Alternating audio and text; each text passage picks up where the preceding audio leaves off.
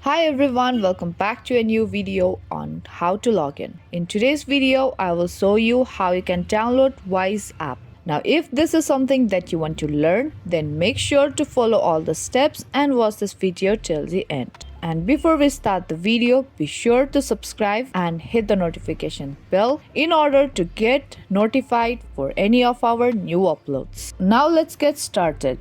Now in order to download Wise app, you have to firstly open up Play Store or App Store on your device. And there you have to search for Wise app. And once you search for it, search results will be displayed on your screen. Now from there you have to choose this application, and to get this Wise application on your device, you have to tap on Install button. Now your app has been already downloaded and installed to your device. Now if you want to open up your Wise application right away, you can tap on Open button at the bottom of your screen.